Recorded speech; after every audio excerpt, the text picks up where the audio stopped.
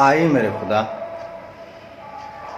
आइए मेरे सरताज, मेरे मालिक, हम लोग अंतिम पड़ाव की तरफ चल रहे हैं और हमें देखना है, समरी देखना है। आइए हम लोग समरी देख लेते हैं।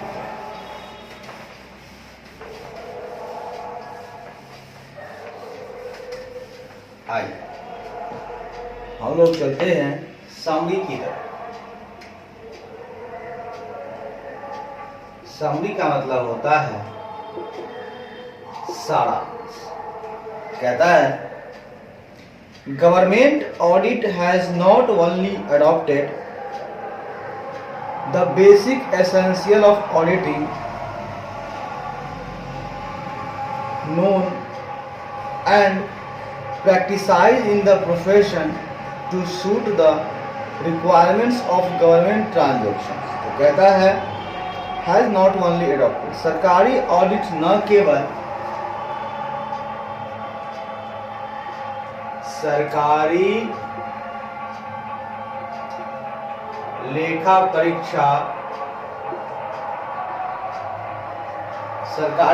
परीक्षा न केवल गवर्नमेंट ट्रांजैक्शन सरकार रिक्वायरमेंट्स ऑफ गवर्नमेंट ट्रांजैक्शंस सरकारी लेन देन की आवश्यकताओं सरकारी लेन देन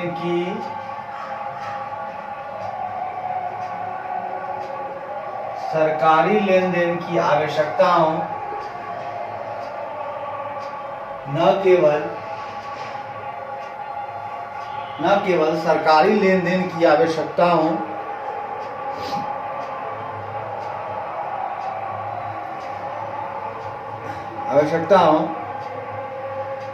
टू सूट के अनुरूप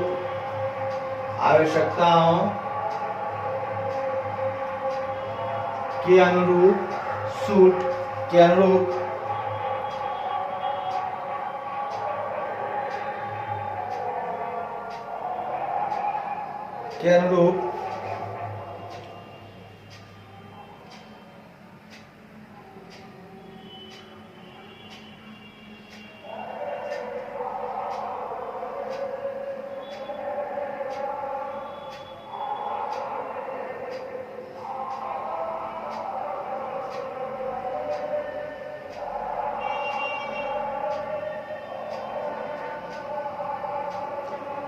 सरकारी लेन देन की आवश्यकताओं के अनुरूप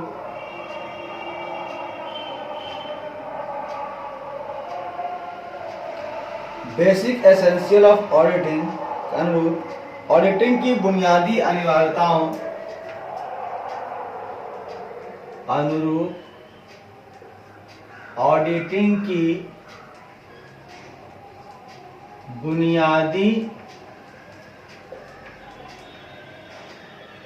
अनिवार्यताओं बुनियादी अनिवार्यताओं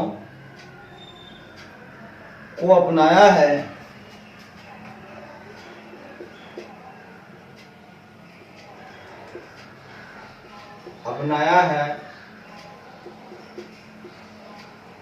बल्कि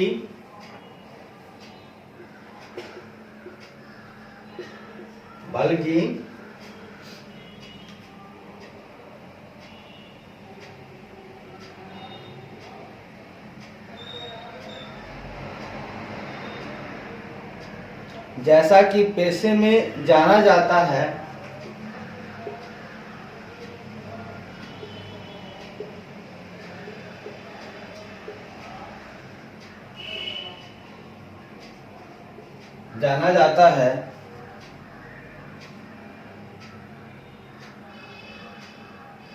और प्रचलित हैं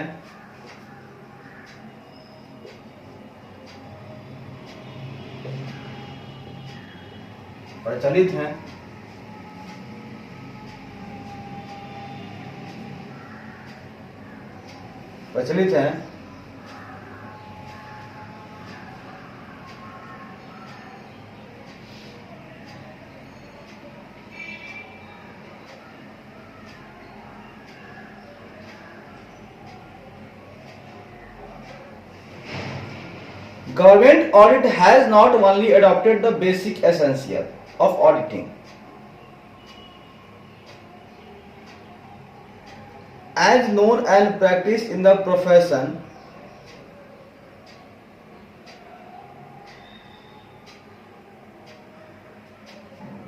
known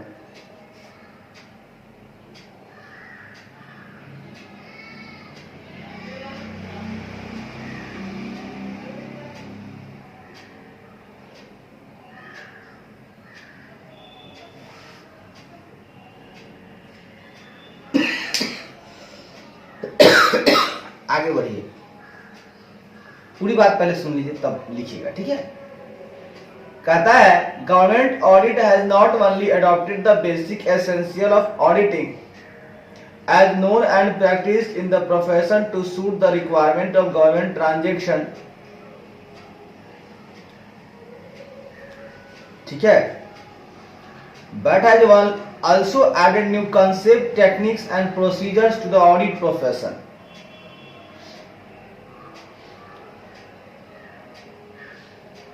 हाँ, नोन एंड प्रैक्टिस, ठीक है, जैसा कि पेशे में जाना जाता है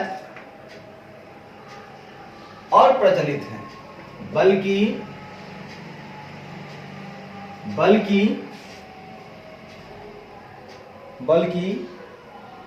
ऑडिट प्रोफेशन, ऑडिट पेशे में न्यू कंसेप्ट, ऑडिट पेशे में नई अवधारणाओं, बल्कि ऑडिट पेशे में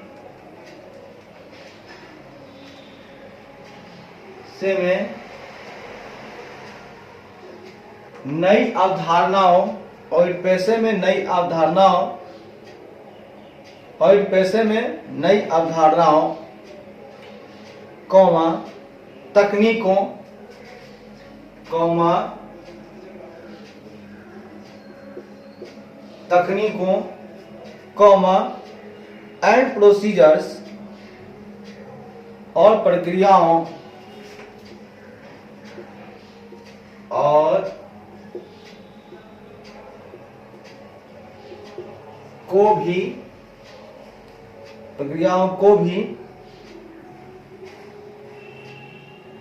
एडेड, को भी जोड़ा है।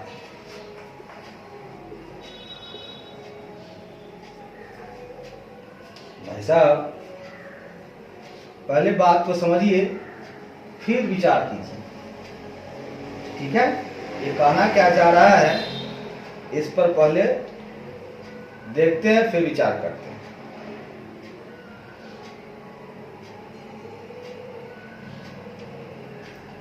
देखिए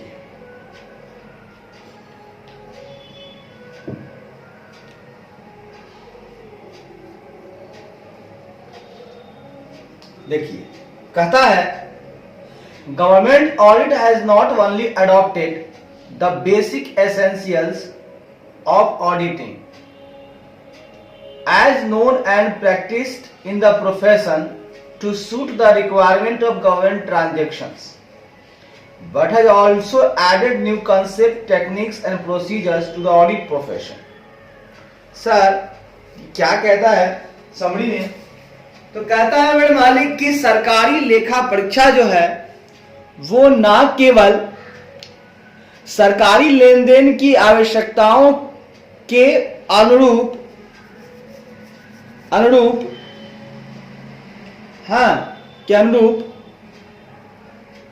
ऑडिटिंग की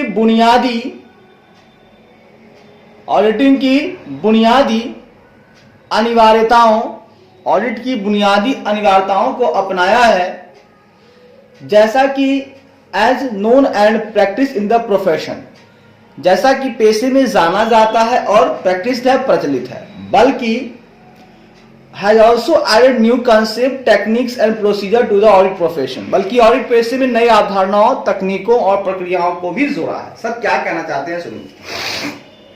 मैं कहना चाहता हूं कि यह सरकारी जो लेखा परीक्षा हो रहा है उसमें आपको यह ध्यान रखना है कि न ये केवल सरकारी लेन देन की आवश्यकताओं के अनुरूप ही ऑडिटिंग की बुनियादी अनिवार्यताओं को अपनाया है, मतलब ऑडिटिंग की जो बुनियादी अनिवार्यताएं हैं और वो भी सरकारी लेन देन के ही हिसाब से, लेन देन की रिक्वायरमेंट के अनुरूप ही। ऐसी बात नहीं है कि सरकारी लेखा परीक्षा जो है केवल सरकारी लेन देन की आवश्यकताओं के अनुरूप ही ऑडिटिंग की बुनियादी अनिवार्यताओं को अपनाया है। जैसा कि पेशे में जाना जाता है या इस प्रोफेशन में, है ना, क्या क्या हो सकता है बुनियादी अनिवार्यताएं लेन देन को लेकर के, और वो जो प्रचलित है, तो सिर्फ यहीं तक वो सीमित नहीं है सरकारी लेखा परीक्षा, बल्कि ऑडिट पेशे में नई अवधारणाओं, न्यू कंसेप्ट, टेक्निक्स, तकनीकों और प्रोसीजर, प्रक्रियाओं को भी जोड़ा है। मतलब सिर्फ लेन देन से लेकर ही नहीं, थोड़ा इंटरनल कंट्रोल पर भी ध्यान दिया गया है। बहुत सारी बातें हैं, हाँ, नई नई टेक्निक्स आ गई हैं, उनसे काम हो रहा है ताकि आसानी से हो जाए। तो मेरा कहना है दोस्तों कि सरकारी लेन देन जो है उससे ही के अनुरूप ही सिर्फ सरकारी लेखा परीक्षा है कि ऑडिटिंग की बुनियादी जो है अनिवार्यताओं को अपनाया है। ऐसा नहीं है कि सरकारी लेखा परीक्षा जो है न केवल सरकारी लेन देन की आवश्यकताओं के अनुरूप ही ऑडिटिंग की बुनियादी अनिवार्यताओं को अपनाया है, ठीक है, जैसा कि पेशे में जाना जाता है और प्रचलित भी है, बल्कि ऑडिट पेशे में नई अवधारणाओं, तकनीकों और प्रक्रियाओं को भी जोड़ा है। तो आइए बात समझते हैं कि सरकारी लेखा परीक्षा न केवल सरकारी लेन देन की आवश्यकताओं के अनुरूप ही ऑडिटिंग की बुनियादी अनिवार्यताओं को अपनाया है, हाँ, जैसा कि पेशे में जाना जाता है, मतलब नोन है और प्रैक्टिस है, प्रचलित है, बल्कि ये ऑडिट पेशे में जो है नई अवधारणाओं, तकनीकों और प्रक्रियाओं को भी जोड़ा है। सही बात है, बहुत अच्छी बात है। अब आइए देखते हैं, कहता है government auditing is the objective, systematic, professional and independent examination of financial, administrative and other operations of a public entity। देखिए क्या कहता है, गवर्नमेंट ऑडिटिंग क्या है, सरकारी लेखा परीक्षा क्या है, is the objective, systematic, professional and independent examination of financial, administrative and other operations of a public entity. तो सरकारी लेखा परीक्षा एक सार्वजनिक इकाई के, सरकारी लेखा परीक्षा, सरकारी लेखा परीक्षा, सरकारी लेखा परीक्षा एक सार्वजनिक इकाई के, एक सार्वजनिक इकाई के, सरकारी लेखा परीक्षा एक सार्वजनिक इकाई के परीक्षा, एक सार्वजनिक इकाई के, ठीक है, एक सार्वजनिक इकाई के financial, administration and other operation के वित्तीय, प्रशासनिक इकाई के, वित्तीय, प्रशासनिक और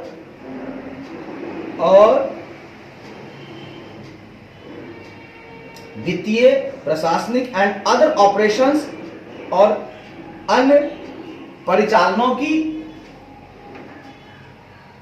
और अन्य कार्यों की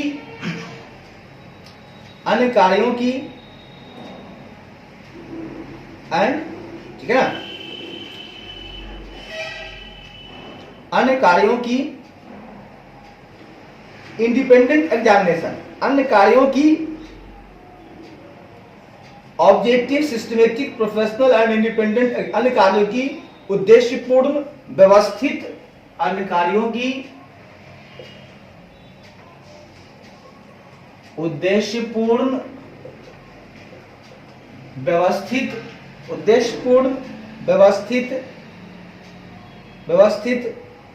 प्रोफेशनल, पेशेवर, व्यवस्थित,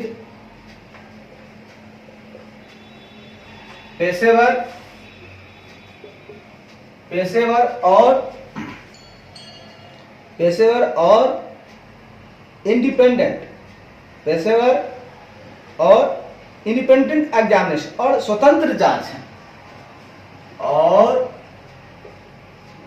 स्वतंत्र जांच है।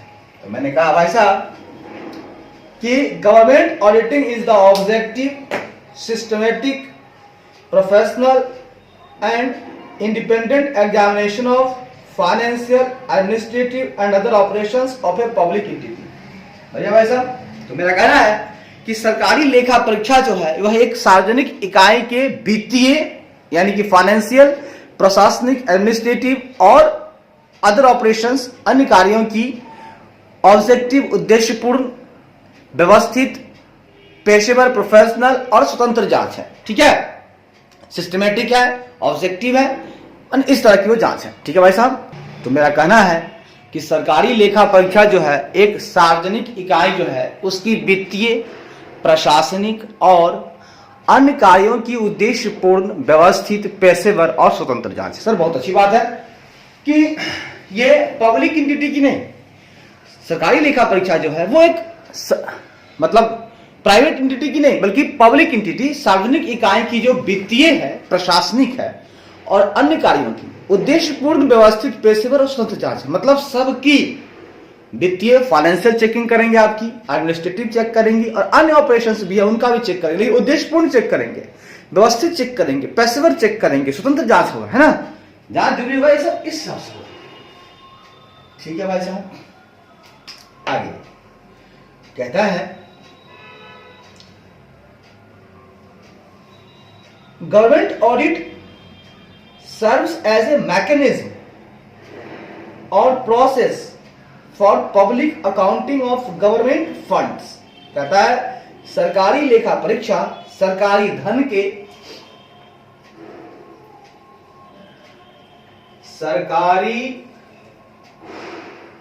लेखा परीक्षा सरकारी धन के, सरकारी लेखा परीक्षा जो है भाई साहब वो सरकारी धन के, सरकारी लेखा परीक्षा है ना, सरकारी लेखा परीक्षा सरकारी धन के, गवर्नमेंट फंड के, सरकारी धन के पब्लिक अकाउंटिंग, सरकारी धन के सार्वजनिक लेखांकन के लिए, सार्वजनिक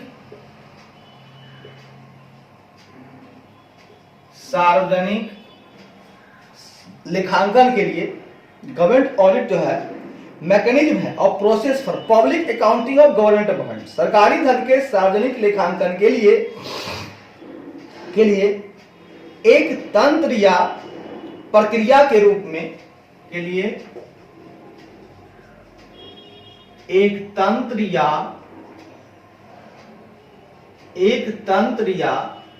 प्रक्रिया के रूप में, एक तंत्र या प्रक्रिया के रूप में, सर्व के रूप में कार्य करती है, रूप में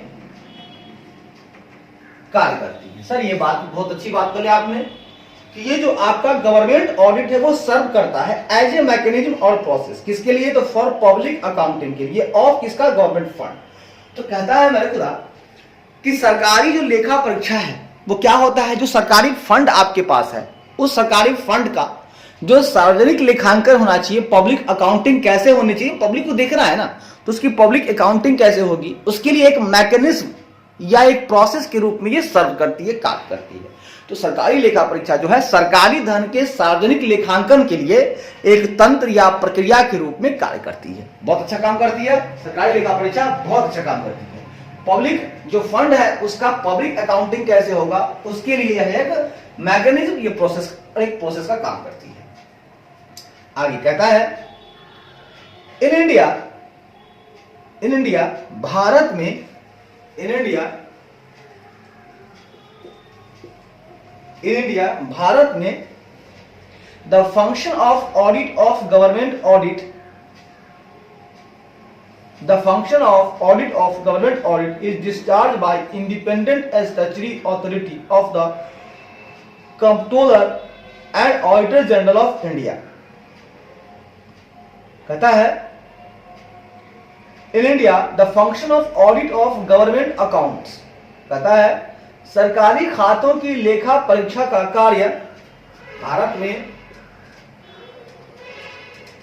सरकारी खातों की लेखा परीक्षा का कार्य भारत में सरकारी खातों की लेखा परीक्षा का कार्य भारत में सरकारी खातों की लेखा परीक्षा का कार्य is discharged by the independent statutory authority of the Comptroller and Auditor General of India। कार्य, ठीक है, भारत के नियंत्रक एवं महालेखा परीक्षक, भारत के नियंत्रक एवं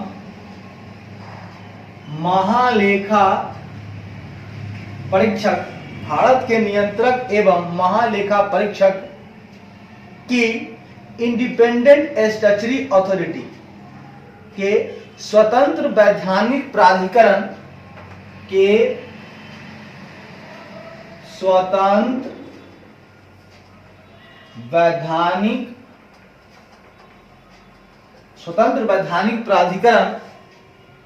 प्राधिकरण द्वारा डिस्चार्ज, मतलब द्वारा किया जाता है, द्वारा किया जाता है। ये बात भी सही है। कहता है in India the function of audit of government accounts is discharge by the independent statutory authority of the controller and auditor general of India. Sir, इसमें कहा जाता है हमारे भारत में जो सरकारी खाते हैं, गवर्नमेंट अकाउंट्स हैं, उनकी जो लेखा परीक्षा है, ऑडिट है, उनका फंक्शन जो है, उसका जो कार्य है, वो भारत के नियंत्रक एवं महालेखा परीक्षक के जो इंडिपेंडेंट स्टैट्यूटरी अथॉरिटी है, स्वतंत्र वैधानिक प्राधिकरण है, उनके द्वारा किया जाता है। ठीक है, करवाते हैं भारत के नियंत्रक एवं महालेखा परीक्षक ही, लेकिन किनसे करवाते हैं? उनके पास होता है एक स्वतंत्र वैधानिक प्राधिकरण, इंडिपेंडेंट स्टैट्यूटरी अथॉरिटी, उनके द्वारा ही सरकारी खातों की लेखा परीक्षा कार्य होता है भारत में। बाकी की बात मैं नहीं करूंगा, भारत की बात करता हूं। कहता है द C&AG होता है controller and auditor general. C&AG shall direct the manner in which the company accounts shall be audited by the statutory auditor। ठीक है, कहता है C&AG उस तरीके को निर्देशित करेगा, since direct the manner in which C&AG उस तरीके को निर्देशित करेगा, C&AG उस तरीके को निर्देशित करेगा, जिससे company account shall be audited by the statutory auditor, है ना, जिससे कंपनी के खातों का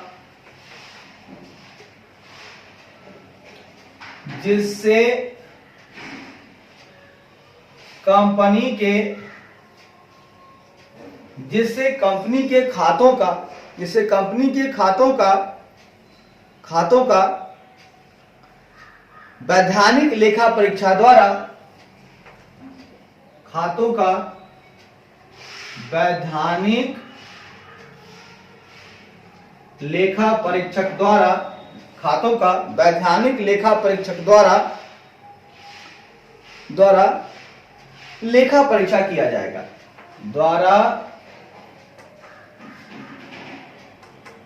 लेखा परीक्षा किया जाएगा। सर बहुत अच्छी बात है। तो C&AG जो है, कहता है, बात समझिएगा, कि the C&AG shall direct the manner in which the company's account shall be audited by the statutory auditor। तो मेरा कहना है कि C&AG उस तरीके को डायरेक्ट करेगा, निर्देशित करेगा, जिससे कंपनी के खातों का वैधानिक लेखा परीक्षक द्वारा लेखा परीक्षा किया जाएगा। देखिए, कंपनी के खातों का वैधानिक लेखा परीक्षा द्वारा ही लेखा परीक्षा होगा, लेकिन उसको तरीका कौन बताएगा, निर्देशित कौन करेगा, मैनर? तो C&AG। हाँ, C&AG के जो तरीका है, उस तरीके को निर्देशित करेगा, है ना, जिससे कंपनी के खातों का वैधानिक लेखा परीक्षक द्वारा लेखा परीक्षा किया जाएगा। बहुत अच्छी बात है। आगे कहता है मेरे भाई, क्या कहता है सुन,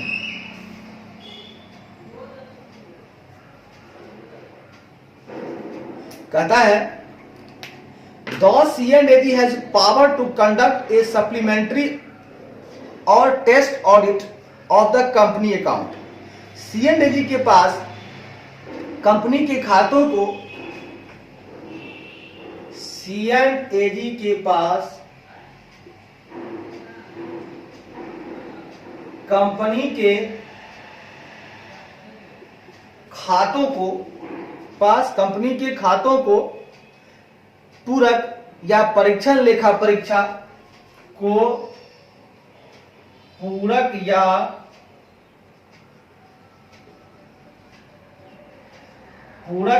परीक्षण लेखा परीक्षा सप्लीमेंट्री या टेस्ट ऑडिट, पूरक या परीक्षण लेखा परीक्षा कंडक्ट की करने की पावर है। परीक्षा, परीक्षण, पूरक या परीक्षण लेखा परीक्षा करने की शक्ति है, ठीक है ना, पावर टू कंडक्ट, ठीक है ना, परीक्षा करने की शक्ति है। मेरे खुदा इस बात को समझिएगा, मैं क्या कहना चाहता हूं। मैंने कहा कि the C&AG has power to conduct a supplementary or test audit of the company account. मैंने कहा कि C&AG के पास कंपनी के खातों को सप्लीमेंट्री या टेस्ट ऑडिट करने की शक्ति है। वो चाहे C&AG तो पूरक लेखा परीक्षा करवा सकता है, या वो कहेगा टेस्ट ऑडिट कर लो, जो दिल में उसके आए कह सकता है। कंपनी के खातों को मतलब दोबारा से करना, वो दोबारा से करवा सकता है। ये उसके पास पावर है C&AG के पास, कि वो सप्लीमेंट्री ऑडिट करवा सकता है, टेस्ट ऑडिट करवा सकता है, उसकी मर्जी है।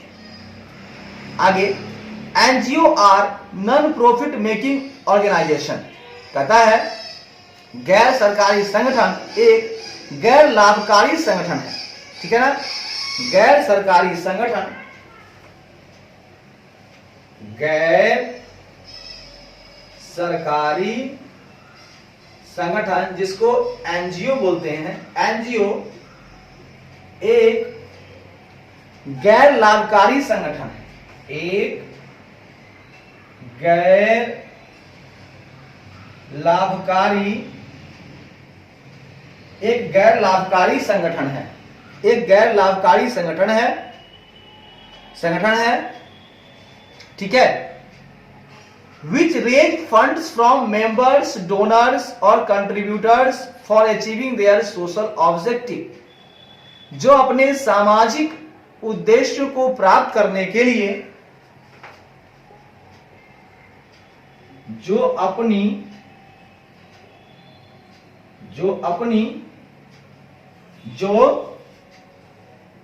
सामाजिक उद्देश्यों को, जो अपने सामाजिक उद्देश्यों को, जो अपने सामाजिक उद्देश्यों को प्राप्त करने के लिए, जो अपने सामाजिक उद्देश्यों को प्राप्त करने के लिए, ठीक है, अचीविंग देयर सोशल ऑब्जेक्टिव, जो अपने सामाजिक उद्देश्यों को प्राप्त करने के लिए सदस्यों, डोनर्स, दाताओं, सदस्यों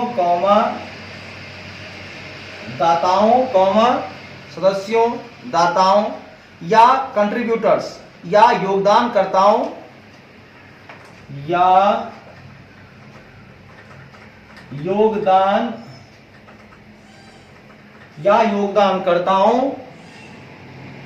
योगदानकर्ताओं से रेज फंड्स, से धन जुटाते हैं, योगदानकर्ताओं से धन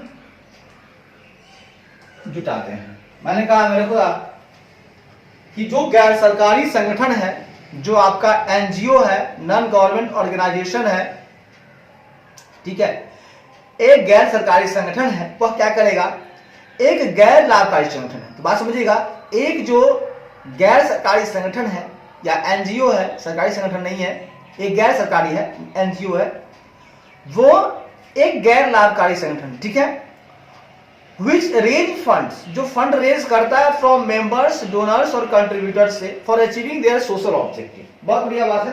कहता है भाई साहब कि गैर सरकारी संगठन हम जानते हैं कि एक गैर लाभकारी संगठन है। भाई बढ़िया बात है, गैर लाभकारी संगठन है जो अपने सामाजिक उद्देश्यों को प्राप्त करने के लिए, वो चाहता है कि हमारा सामाजिक उद्देश्य जो है, सोशल ऑब्जेक्टिव जो है, वो मेरा पूरा हो, तो उसको पूरा करने के लिए वो मेंबर्स से, सदस्यों से, या डोनर्स, दाताओं से, या कंट्रीब्यूटर्स, योगदानकर्ताओं से वो फंड रेज करते हैं, यानी धन जुटाते हैं, धन जुटा के अपने सामाजिक उद्देश्य को पूरा कर देते हैं। बहुत अच्छा काम करते हैं।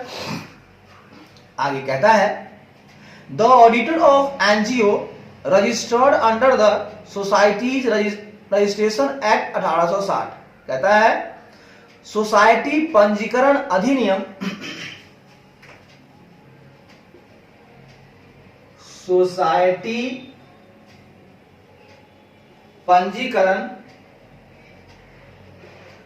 सोसाइटी पंजीकरण,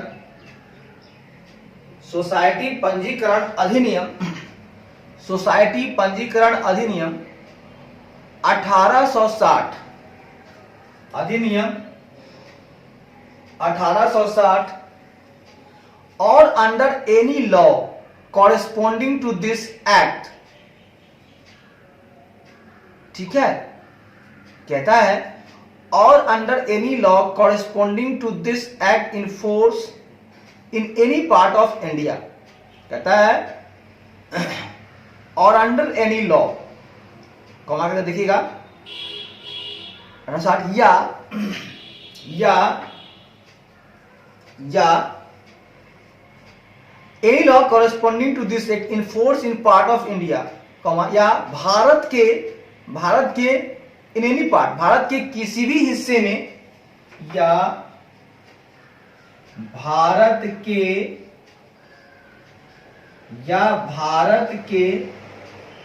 किसी भी हिस्से में, भारत के किसी भी हिस्से में इन फोर्स, लागू, किसी हिस्से में, भारत के किसी हिस्से में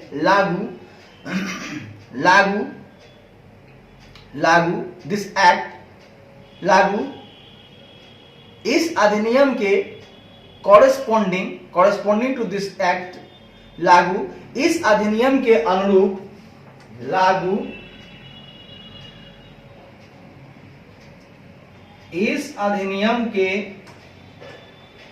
अनुरूप, कॉरेस्पॉन्डिंग टू दिस एक्ट, अनुरूप एनी लॉ, किसी कानून के तहत, अनुरूप किसी कानून के तहत, ठीक है, किसी कानून के तहत, under any law corresponding to this act in force in any part of India, Bharat के किसी भी हिस्से में लागू इस अधिनियम के अनुरूप, कॉरेस्पॉन्डिंग किसी कानून के तहत, ठीक है, के तहत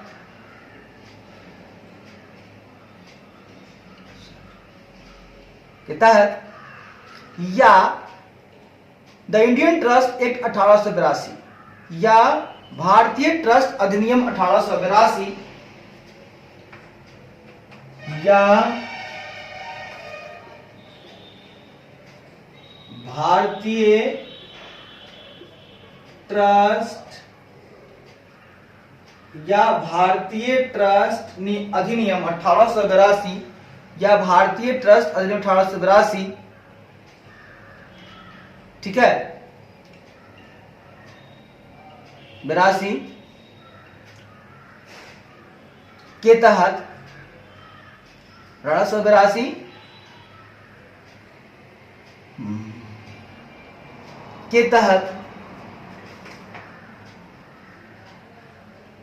1882 के तहत रजिस्टर्ड एनजीओ के तहत, पंजीकृत एक एनजीओ के तहत, पंजीकृत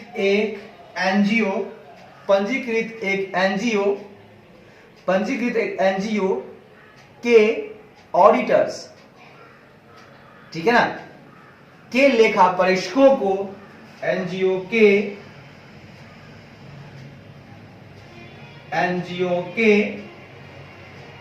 लेखा परीक्षकों को are normally appointed by the management of the society और ट्रस्ट, ठीक है, को आमतौर पर परीक्षकों को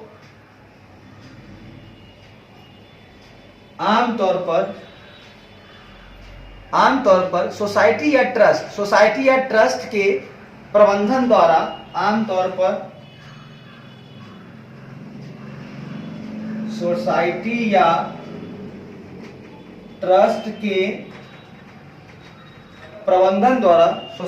ट्रस्ट के प्रबंधन द्वारा क्या किया जाता है,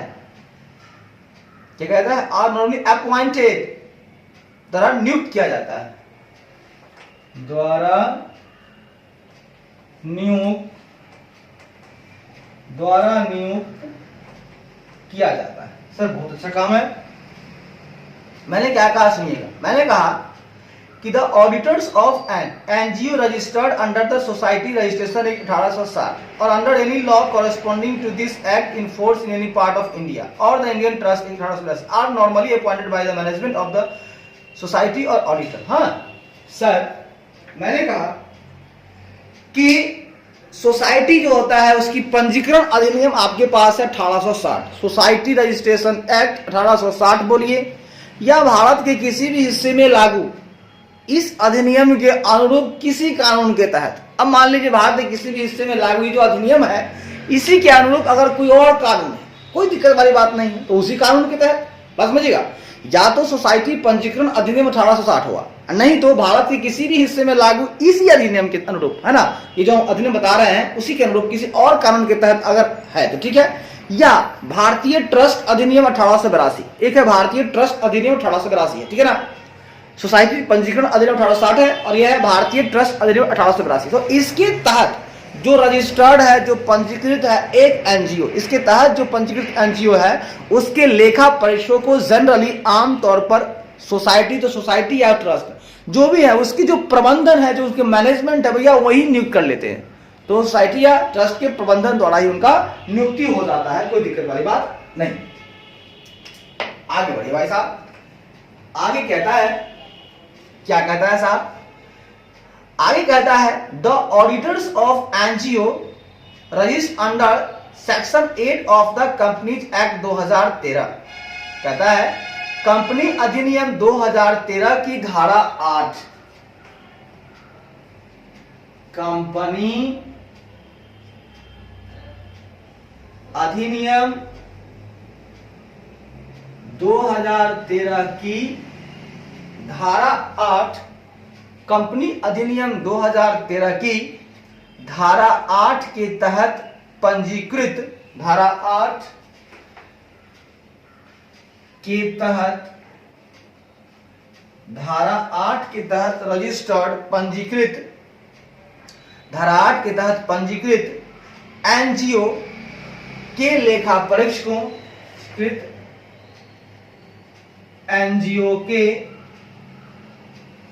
एनजीओ के लेखा परीक्षकों की, एनजीओ के लेखा परीक्षकों की नियुक्ति by the member of the company, की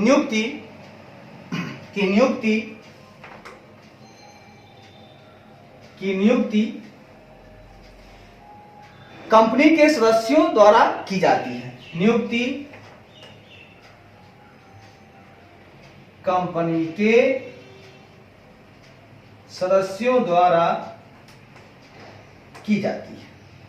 भाई साहब मेरी बात को समझिएगा, मैंने उस पहले बोला कि जो भारतीय trust act 1882, society act 1860, society registration act 1860, इन दोनों के तहत जो पंजीकृत है एनजीओ उसके ऑडिटर की नियुक्ति करता है ट्रस्ट या सोसाइटी का जो प्रबंधन होता है सो। लेकिन अगर वहीं पर दूसरी बात है कि कंपनी अधिनियम 2013 की धारा 8 के तहत अगर कोई पंजीकृत एनजीओ है, वाह वाह वाह वाह, कंपनी अधिनियम 2013 की धारा 8 के तहत अगर कोई पंजीकृत एनजीओ है तो उसके लेखा परीक्षकों की नियुक्ति कंपनी के सदस्यों द्वारा की जाती है। कोई टेंशन वाली बात नहीं, कंपनी के जो मेंबर हैं वही ऑडिटर को अपॉइंट कर लेंगे और खुशी खुशी काम कर लेंगे। आगे कहता है the external control of municipal expenditure, नगर पालिका व्यय का बाहरी नियंत्रण। फिर आगे बताया है नगर पालिका व्यय का बाहरी नियंत्रण, एक्सटर्नल कंट्रोल, नगर पालिका व्यय का बाहरी नियंत्रण, नगर पालिका व्यय का बाहरी नियंत्रण is exercised by the state government, नियंत्रण राज्य सरकारों द्वारा, नियंत्रण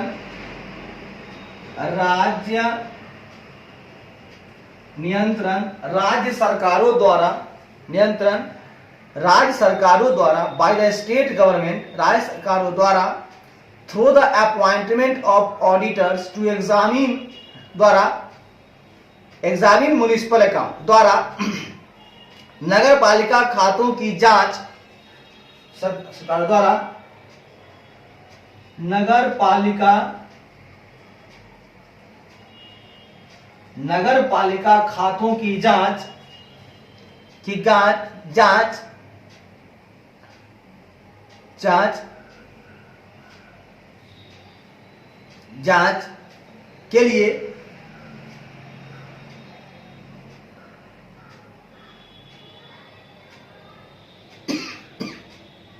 के लिए अपॉइंटमेंट ऑफ ऑडिटर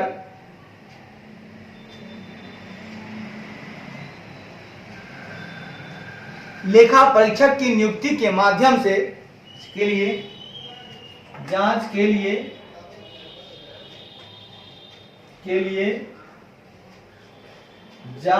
लिए लेखा परीक्षकों जांच के लिए लेखा परीक्षकों की नियुक्ति के माध्यम से क्या आता है, लेखा परीक्षकों की नियुक्ति के माध्यमों से किया जाता है। सर बढ़िया बात है, बहुत अच्छा बात है।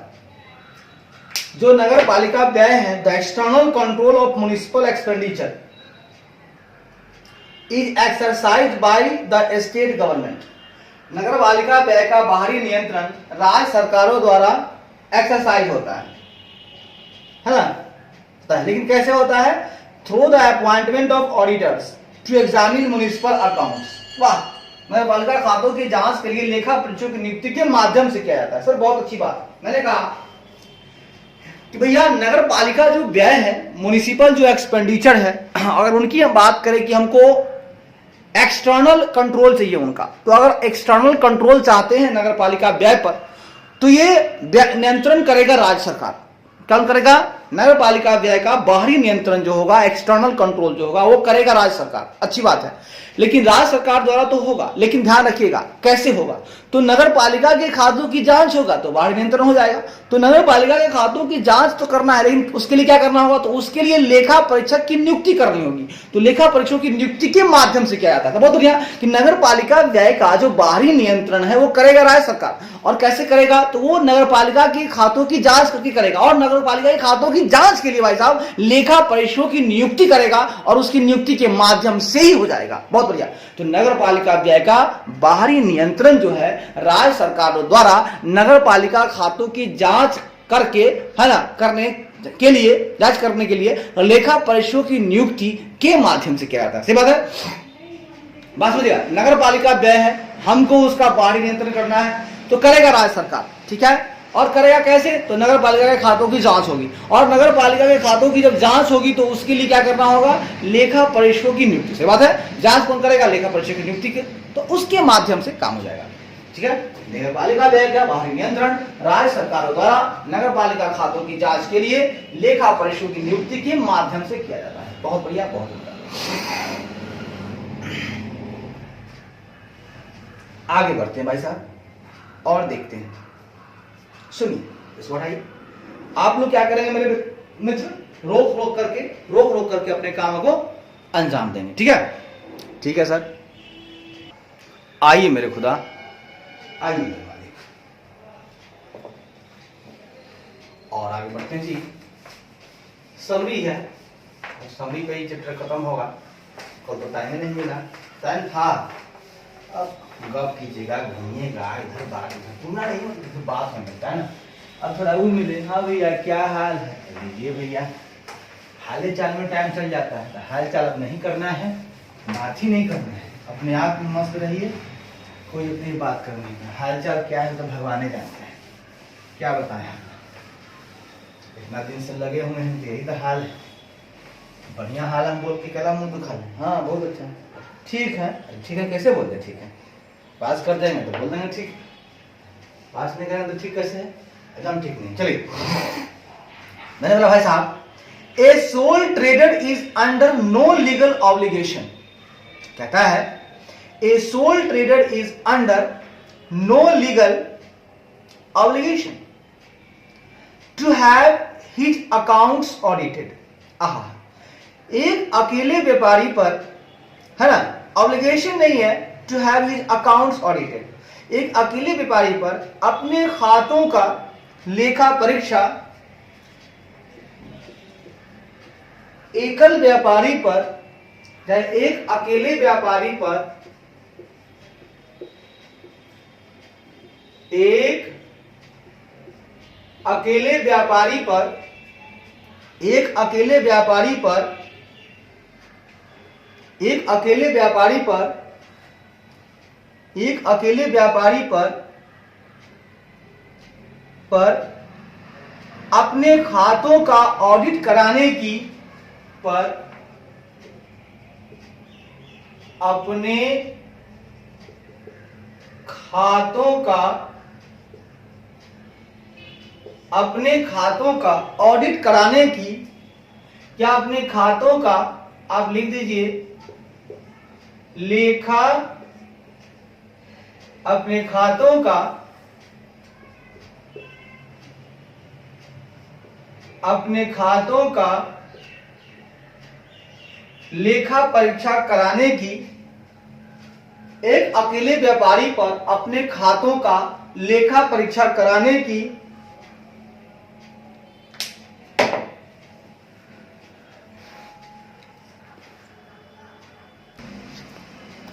आइए मेरे खुदा, मेरे मालिक, मेरे दोस्त, कहता है एक अकेले व्यापारी पर अपने खातों का लेखा परीक्षा, एक अकेले व्यापारी पर अपने खातों का लेखा परीक्षा कराने की, खातों का, अपने खातों का है ना लेखा परीक्षा कराने की, अकाउंट्स ऑडिटेड, खातों का लेखा परीक्षा कराने की, क्या है, नो लीगल ऑब्लिगेशन, का कोई कानूनी बाध्यता नहीं है, कराने की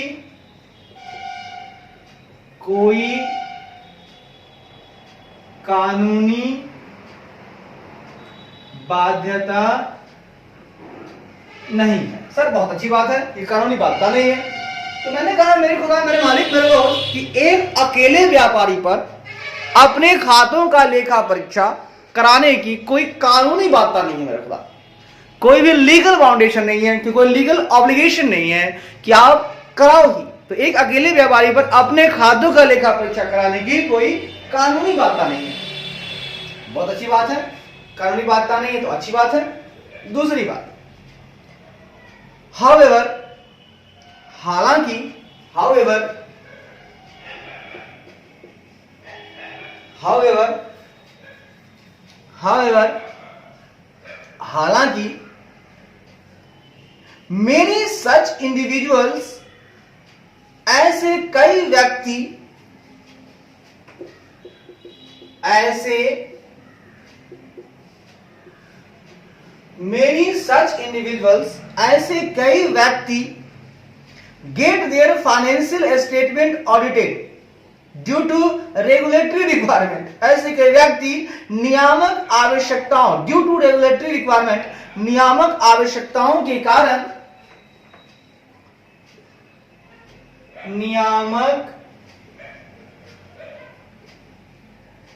नियामक आवश्यकताओं के कारण, भाई साहब नियामक आवश्यकताओं के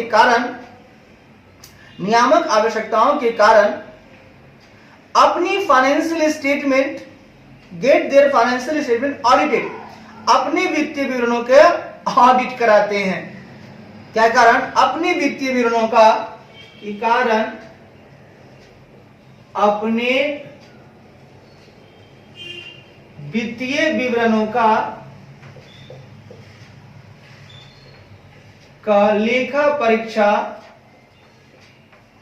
अपनी वित्तीय विवरणों का लेखा परीक्षा करा। सर बहुत अच्छा काम करते हैं। हालांकि ऐसे कई व्यक्ति, मैनी इंडिविजुअल्स, रेगुलेटरी रिक्वायरमेंट के कारण, ड्यू टू रेगुलेटरी रिक्वायरमेंट, नियामक आवश्यकताओं के कारण देयर फाइनेंशियल स्टेटमेंट, अपने वित्तीय विवरणों का वो ऑडिट कराते हैं, गेट ऑडिटेड।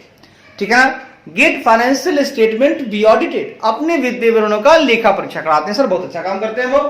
हाँ, अब कुछ ऐसी आवश्यकताएं हैं तो करा लो, ऐसे मत करो, जबरदस्ती नहीं है, तुमको अच्छा लगता है करा लो। आगे कहता है, auditors of sole proprietary concern, एकमात्र स्वामित्व वाली संस्था के, एकमात्र स्वामित्व वाली संस्था के, एकमात्र स्वामित्व वाली संस्था के, बात समझिएगा,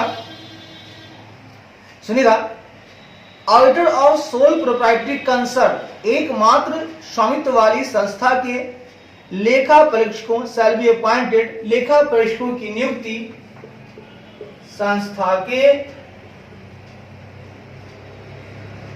लेखा परीक्षकों की नियुक्ति, लेखा परीक्षकों की नियुक्ति by the sole proprietor himself, नियुक्ति एकमात्र मालिक द्वारा स्वयं की जाएगी। एकमात्र मालिक द्वारा स्वयं की जाएगी। सर बहुत अच्छी बात है। मैंने कहा कि जो एकमात्र स्वामित्व वाली जो संस्था है, जो सोल प्रोप्राइटर कंसर्न है, उनके जो ऑडिटर्स हैं, उनके जो लेखा परीक्षक हैं, उनकी जो नियुक्ति है, उनके लेखा परीक्षकों की जो अपॉइंटमेंट है, नियुक्ति है, वो भाई साहब एकमात्र मालिक द्वारा स्वयं ही की जाएगी। वो जो सोल प्रोप्राइटर है वो हिमसेल्फ ही कर लेंगे, अपना ही से कर लेंगे, कोई दिक्कत नहीं है, वो खुद ही चुन लेंगे, भैया किसको रखना है कर लेंगे, अच्छी बात है। आगे कहता है, the auditor of a firm, किसी फर्म के लेखा परीक्षक, किसी फर्म के लेखा परीक्षक are usually appointed by the partners, आमतौर पर साझेदारों द्वारा नियुक्त किए जाते हैं। आमतौर पर साझेदारों द्वारा नियुक्त किए जाते हैं। मैंने कहा, मेरे खुदा, कि किसी फर्म का जो लेखा परीक्षक है, ऑडिटर है, वो जनरली, वो आमतौर पर क्या करता है, वो साझेदारों द्वारा नियुक्त किया जाता है। जो उसके पार्टनर होते हैं वही अपॉइंट कर लेते हैं फर्म के लेखा परीक्षक को। सर बढ़िया काम करते हैं, बहुत अच्छा काम करते हैं। आगे कहता है, the object of examining the partnership agreement, कहता है साझेदारी समझौते की जांच करने का उद्देश्य, साझेदारी समझौतों को जांच करने का उद्देश्य, साझेदारी समझौतों को जांच करने का उद्देश्य साझेदारी समझौतों को जांच करने का उद्देश्य क्या होता है? सो आइए, साझेदारी समझौतों को जांच करने का उद्देश्य which is an important feature of such an audit, जो इस तरह की लेखा परीक्षा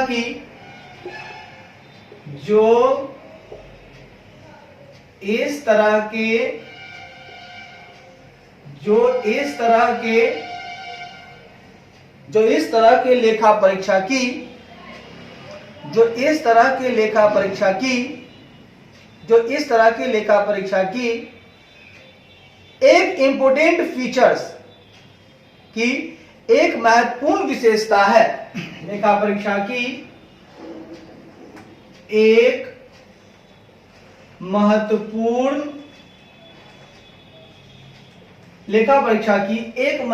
विशेषता है। एक महत्वपूर्ण विशेषता है। विशेषता इज दैट, विशेषता यह है कि लगाइए कि विशेषता यह है कि the auditor may be able to report to the partners if the interest of any partner has been prejudicially affected। यदि किसी साझेदार के हित पर, सुनेगा कि यदि किसी साझेदार के हित पर, यह है कि यदि किसी साझेदार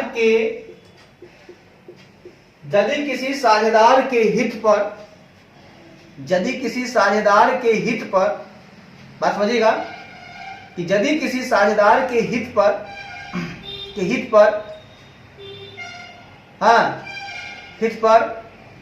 प्रीजुडिशियली, है ना, क्या होता है? अफेक्टेड है ना। इंटरेस्ट ऑफ एनी पार्टनर, मतलब किसी भागीदार के हित पर प्रतिकूल प्रभाव पड़ा है। हैज बीन प्रेजुडिशियली अफेक्टेड, हित पर प्रतिकूल प्रभाव पड़ा है, हित पर प्रतिकूल प्रभाव पड़ा है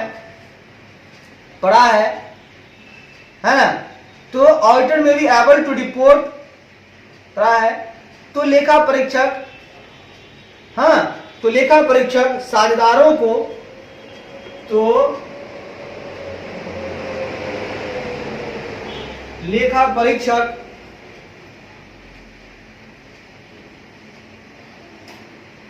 report to the partners if the interest to any partner has been prejudicial, तो लेखा परीक्षक साझेदारों को रिपोर्ट करने में, तो लेखा परीक्षक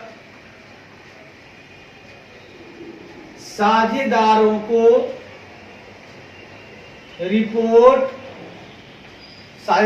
रिपोर्ट करने में सक्षम हो सकता है, करने में सक्षम हो सकता है। तो भाई साहब बात को समझिएगा, मैंने क्या कहा सुनिएगा। मैंने कहा द ऑडिट, ये तो हो गया, कहता है कि the object of examining the partnership agreement which is an important features of such an audit is that the auditor may be able to report to the partners if the interest of any partners has been prejudicially affected। Sir, मैंने ये कहा कि साझेदारी समझौते को जांच करने का जो उद्देश्य है वो क्या है? उद्देश्य जो इस तरह के लेखा परीक्षा की एक महत्वपूर्ण विशेषता है, मतलब इसका उद्देश्य यह है कि इस तरह की लेखा परीक्षा की एक महत्वपूर्ण विशेषता यह है कि यदि किसी साझेदार के हित पर प्रतिकूल प्रभाव पड़ा है तो लेखा परीक्षक साझेदारों को रिपोर्ट करने में सक्षम हो सकता है। मतलब देखिए, ये जो मैं कर रहा हूं कि भैया साझेदारी समझौता की जांच करो, तो जांच करने का मुख्य उद्देश्य होता है कि मान लीजिए जो लेखा परीक्षा है ना, ये जो लेखा परीक्षा है, जांच करना है तो लेखा परीक्षा करना होगा, ऑडिट करवाना होगा। तो लेखा परीक्षा में होगा क्या, इसका एक महत्वपूर्ण विशेषता यह है कि मान लीजिए कि कोई साझेदार है और उसके हित पर प्रेजुडिशियली अफेक्ट हो रहा है, प्रतिकूल प्रभाव पड़ रहा है, तो क्या होगा, ये जो ऑडिटर है, जो लेखा परीक्षा करने आया है, वो लेखा परीक्षक क्या करेगा, वो सारे साझेदार को रिपोर्ट करके बताएगा, रिपोर्ट करने में सक्षम हो जाएगा और बताएगा कि भैया भैया ये देखिए फलाने जो पार्टनर है उन पर, इन पर यहाँ पर जो है जो एग्रीमेंट बना है उसमें इन पर जो है ज्यादा दबाव हो रहा है, इनका जो हित है उस पर प्रतिकूल प्रभाव पड़ रहा है, तो आप लोग जान लीजिए। बहुत बढ़िया बात है, बहुत अच्छी बात है भाई साहब। आगे सुनिए, आगे कहता है, सर क्या कहता है, आगे कहता है the accounts of every LLP shall be audited in accordance with the LLP rules 2009। प्रत्येक एलएलपी के खातों का, प्रत्येक एलएलपी के खातों का,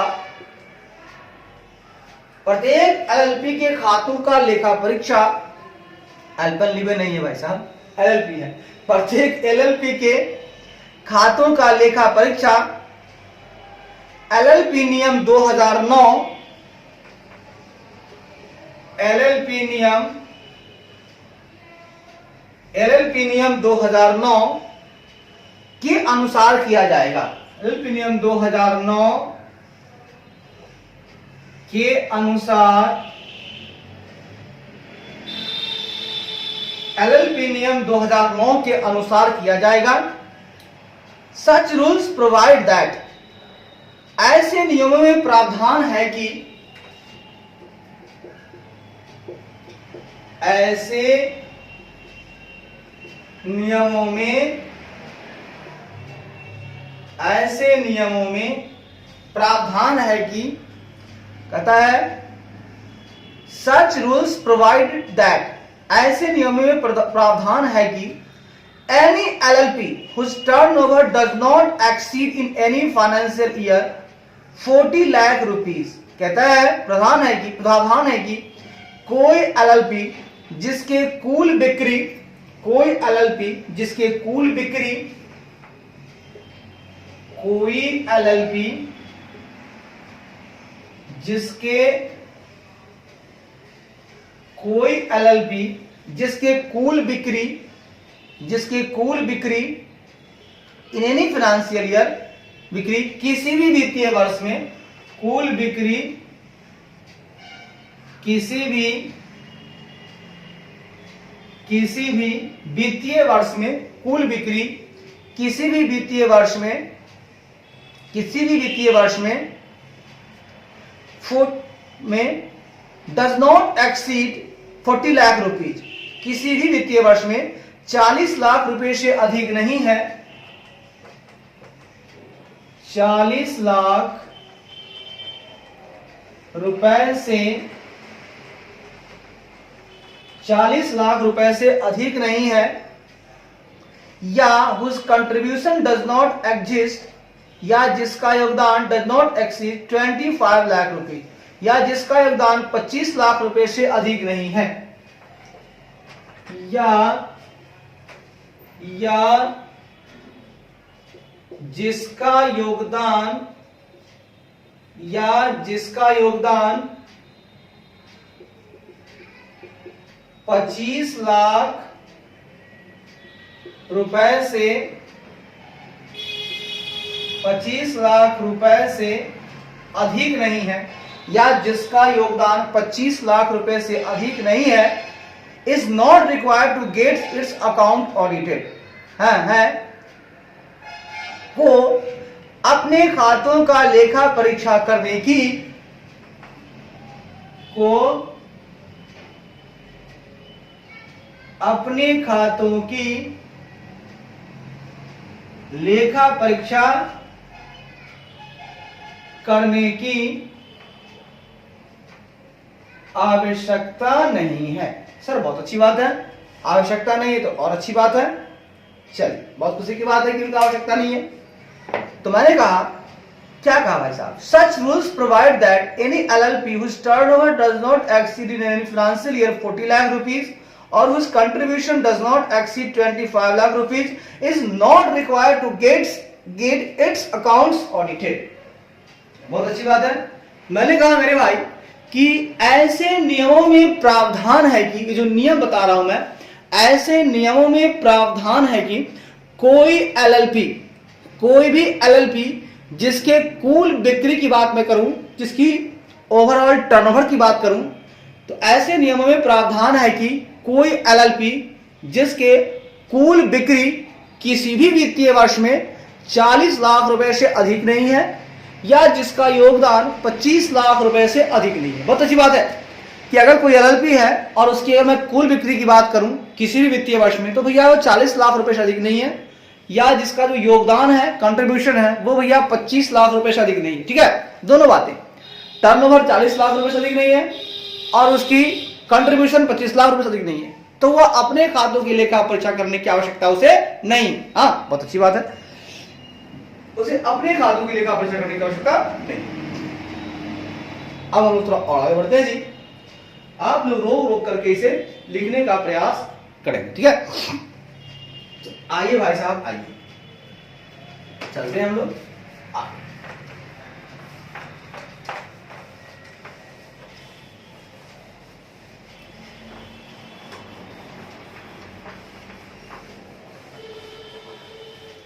आइए देखते हैं।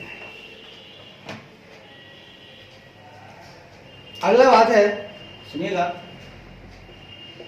कहता है points to be kept in mind with respect to the audit of a cooperative society. अच्छा है, सहकारी समिति के लेखा परीक्षा के संबंध में सहकारी समिति के लेखा परीक्षा के संबंध में, सहकारी समिति के लेखा परीक्षा के संबंध में points to be kept in mind, ध्यान संबंध में ध्यान रखने योग्य बातें, केप्ट इन माइंड, ठीक है ना, points to be kept in mind, ध्यान रखने योग्य बातें, ध्यान रखने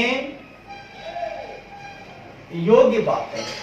आइए बात करते हैं सहकारी समिति के लेखा परीक्षा के संबंध में ध्यान रखने योग्य बातें, ध्यान रखने योग्य बातें। ठीक है, points to be kept in mind, ध्यान रखने योग्य बातें। क्या क्या ध्यान रखना है भाई साहब जब आप करने चले हो कोऑपरेटिव सोसाइटी के ऑडिट? सर कुछ खास नहीं है, बहुत अच्छी बातें हैं। सबसे पहले ध्यान रखने वाली बातें जो हैं वो हैं, सुनिए क्या है, क्वालिफिकेशन ऑफ ऑडिटर्स। सबसे पहला ध्यान रखने वाली बात है लेखा परीक्षक की योग्यता, लेखा परीक्षकों की योग्यता, उनकी क्वालिफिकेशन क्या है, पहले इस बात पर हम लोग ध्यान रखेंगे। जब भी ऑडिट करने चलेंगे सरकारी समिति की, तो ध्यान रखने में पहली बातें हैं कि लेखा परीक्षकों की योग्यता क्या होनी चाहिए, क्वालिफिकेशन ऑफ ऑडिटर। दूसरी, अपॉइंटमेंट ऑफ द ऑडिटर, लेखा परीक्षक की नियुक्ति कैसे होगी, इस बात को भी ध्यान में रखेंगे, लेखा परीक्षक की नियुक्ति कैसे होगी ये बात भी ध्यान में रखेंगे। तीसरी बातें ध्यान में रखेंगे, books, accounts and other records, किताबें, खाते और अन्य रिकॉर्ड्स, किताबें उनकी कैसी होगी, खाते कैसी होंगी, और अन्य रिकॉर्ड जिसको आपको देखना है, और अन्य रिकॉर्ड। सही बात है, जब हम लोग चलेंगे कॉर्पोरेट सोसाइटी की बात करेंगे तो उनको उनकी किताबें तक एक्सेस होना चाहिए, अकाउंट का एक्सेस होना चाहिए, उनके रिकॉर्ड का एक्सेस होना चाहिए, जो मांगे उनको देना चाहिए, और हमें अच्छी तरह से उन सब चीजों को देखना चाहिए, है ना, ऑडिट के दौरान, बुक्स को, अकाउंट्स को और अदर रिकॉर्ड्स को। ठीक है, अब आइए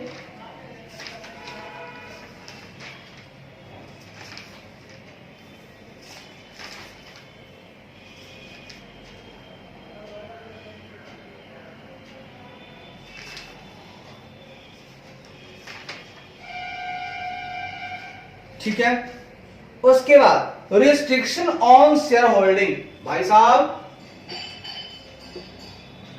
शेयर धारिता पर प्रतिबंध, अच्छी बात है, हमको रिस्ट्रिक्शन डाल देना है शेयर होल्डिंग पे, मतलब कितना शेयर होल्डिंग करना होगा इनको, कोऑपरेटिव सोसाइटी को, तो उनकी शेयरधारिता पर रिस्ट्रिक्शन होता है।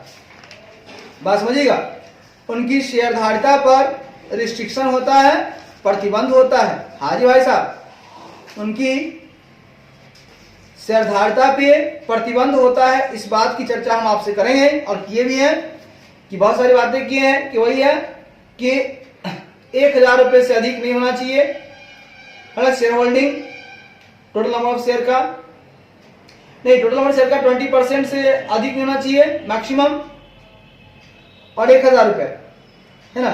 कुछ बातें मैंने पहले आप पढ़ेंगे उसमें आ जाएगा, ठीक है ना। अब दोबारा नहीं बताएं। तो शेयरधारिता पर प्रतिबंध है, उसको पढ़ना होगा। रिस्ट्रिक्शन ऑन लोन है, इस पर ध्यान देना होगा। ऋण पर प्रतिबंध है, इसको ध्यान में रखना होगा। बोरोइंग्स उधार पर प्रतिबंध है, इसको ध्यान में रखना होगा। इन सबों पर ध्यान रखना होगा। उसके बाद इन्वेस्टमेंट ऑफ फंड, धन का निवेश कहां करेंगे, इस पर भी ध्यान रखना होगा।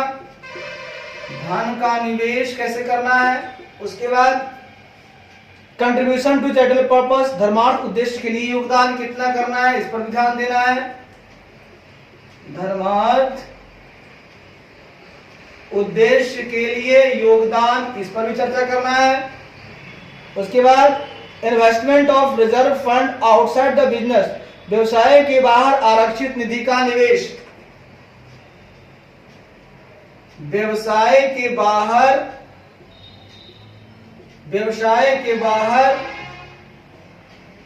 आरक्षित निधि का निवेश कैसे करेंगे भाई साहब। Investment of reserve fund outside the business, आपको व्यापार के बाहर अगर करना है, अगर आरक्षित निधि का निवेश, तो कहां कर सकते हैं, कितना कर सकते हैं, ये भी जानेंगे। कंट्रीब्यूशन टू एजुकेशन फंड, शिक्षा निधि में योगदान कितना करना है, ये भी बताएंगे। शिक्षा निधि में योगदान, ये भी ध्यान में रखना होगा। और अंत में अप्रोप्रिएशंस ऑफ प्रॉफिट्स, लाभ का विनियोजन भी ध्यान में रखना है आपको। लाभ का विनियोजन भी आपको ध्यान में रखना है। जी सर, कर लेंगे। तो मैंने कहा कि जब आप सहकारी समिति की लेखा परीक्षा करने चलते हैं तो उसके संबंध में जो आपको ध्यान रखने जो कुछ बातें हैं, उसमें बातें हैं 1 2 3 4 5 6 7 8 9 10 11 बातें ध्यान में रखना है। पहला, लेखा परीक्षकों की योग्यता ध्यान में रखनी है। दूसरा, लेखा परीक्षक की नियुक्ति ध्यान में रखनी है। तीसरा, किताबें, खाते और रिकॉर्ड ध्यान में रखनी है। चौथा, शेयरधारिता का पर प्रतिबंध ध्यान में रखनी है। पांचवी, ऋण पर प्रतिबंध ध्यान रखना है। छठा, उधार पर प्रतिबंध ध्यान में रखना है। सातवां, धन का निवेश ध्यान रखना है। आठवां, धर्मार्थ उद्देश्य के लिए योगदान ध्यान में रखना है। नौवां, व्यवसाय के बाहर आरक्षित निधि का निवेश कैसे होगा, इसको ध्यान में रखना है। 10वां, शिक्षा निधि में योगदान कितना होगा, इसको ध्यान में रखना है। और 11वां, लाभ का विनियोजन कैसे करना है, ध्यान रखना है। तो ये मोटी मोटी बातें हो गई। उधार पर प्रतिबंध, ऋण पर प्रतिबंध, शेयरधारिता पर प्रतिबंध, धर्मार्थ उद्देश्य के लिए योगदान, व्यवसाय के बाहर आरक्षित निधि का योगदान, धन का निवेश, शिक्षा निधि में योगदान, लाभ का विनियोजन। इस तरह से इन सब बातों पर ध्यान रखना होगा आपको जब आप सहकारी समिति की लेखा परीक्षा के संबंध में करने चलते हैं। ठीक है भाई साहब, अब हम लोगों का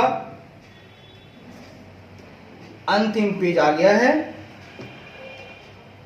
इसको जरा सा समझ लेते हैं, ब्रीफली समझते हैं। एक्सपेंडिचर ऑडिट ब्रीफली, चलिए पढ़ाइए। अब हम लोग पढ़ेंगे, क्या पढ़ेंगे साहब, अब हम लोग पढ़ेंगे एक्सपेंडिचर ऑडिट ब्रीफली, मतलब व्यय लेखा परीक्षा संक्षेप में। व्यय लेखा परीक्षा,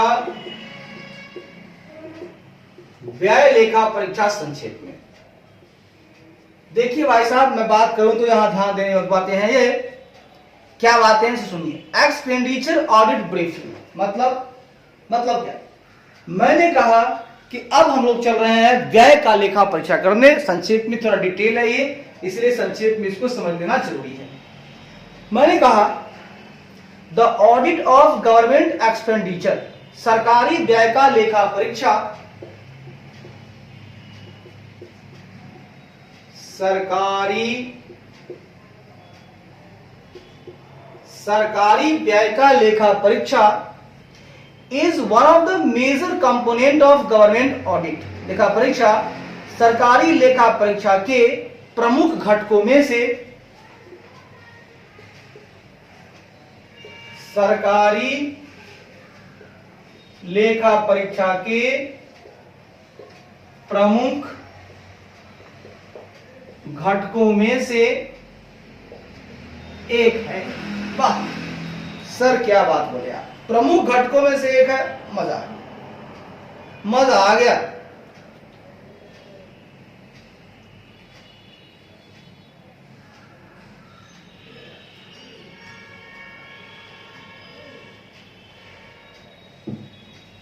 मैंने कहा मेरे मालिक सुन के दीजिएगा कि सरकारी व्यय जो है उसका अगर हम लेखा परीक्षा की बात करें तो सरकारी व्यय का जो लेखा परीक्षा है तो सरकारी जो लेखा परीक्षा है उसके प्रमुख कंपोनेंट में से एक है, one of the major component.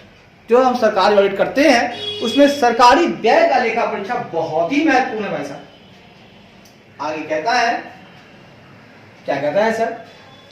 The basic standard set for the audit of expenditure, कहता है व्यय की लेखा परीक्षा के लिए व्यय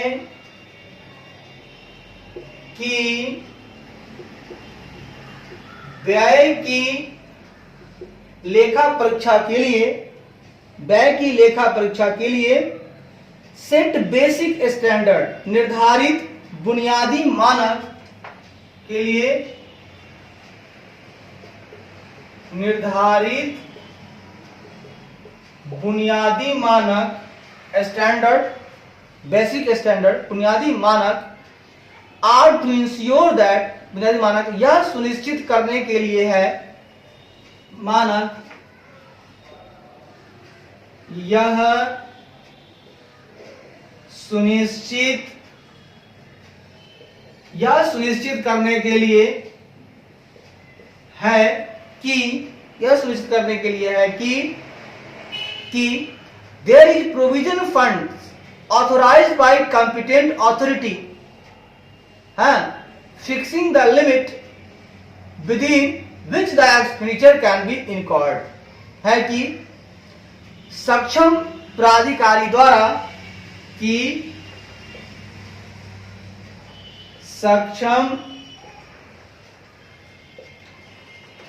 सक्षम प्राधिकारी द्वारा प्रोविजन फंड ऑथोराइज द्वारा अधिकृत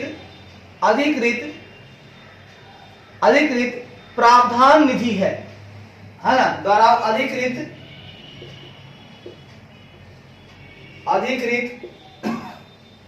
प्रावधान निधि है, यानी प्रावधान किया हुआ निधि है, कितना ही खर्च करना है, प्रावधान निधि है ना, कॉम्पिटेंट अथॉरिटी द्वारा अधिकृत प्रावधान निधि है जो fixing the limit with in which, जो उन सीमाओं को तय करती है जो उन सीमाओं को तय करती है, फिक्सिंग द लिमिट दैट जो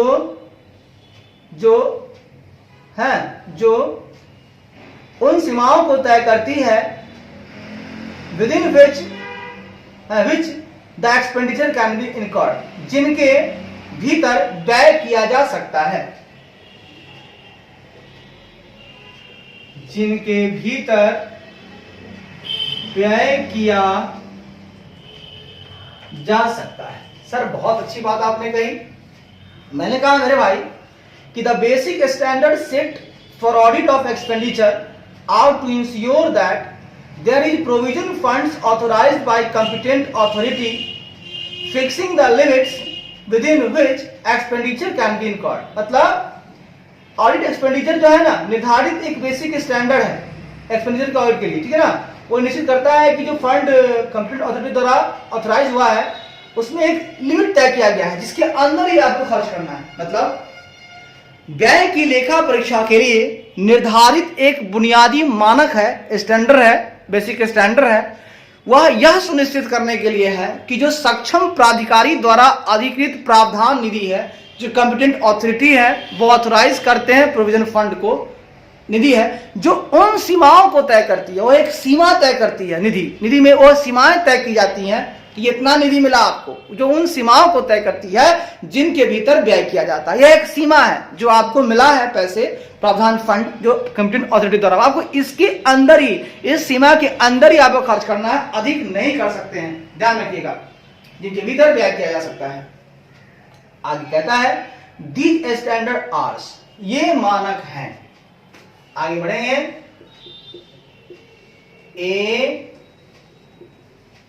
ए मानक है। ये मानक क्या है सुनिए। पहला, audit against rules and order, कहता है पहला audit against rules and order, मतलब क्या, नियमों एवं आदेशों के विरुद्ध लेखा परीक्षा, नियमों एवं आदेशों के विरुद्ध लेखा परीक्षा। भाई साहब, अभी जो हम बात कर रहे हैं वो है रूल्स एंड ऑर्डर के अगेंस्ट में ऑडिट, ठीक है ना, नियमों एवं आदेशों के विरुद्ध लेखा परीक्षा।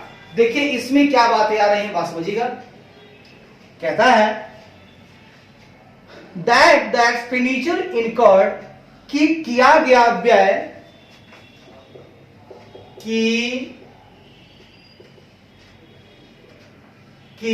किया गया व्यय conforms to the relevant provisions of the statutory enactment।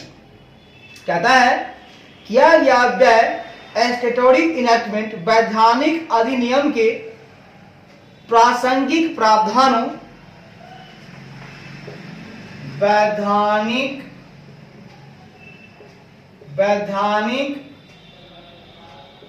अधिनियम के प्रासंगिक प्रावधानों, वैधानिक अधिनियम के प्रासंगिक प्रावधानों and in accordance with the financial rules and regulations framed by the competent authority, और सक्षम प्राधिकारी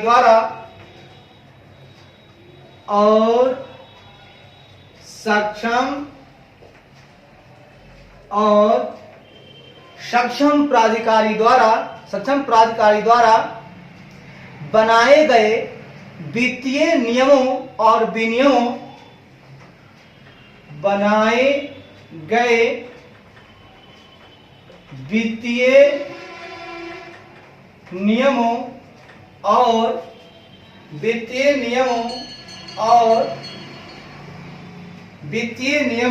और विनियमों द्वारा बनाए गए वित्तीय नियमों और विनियमों के अकॉर्डेंस, के अनुरूप हैं,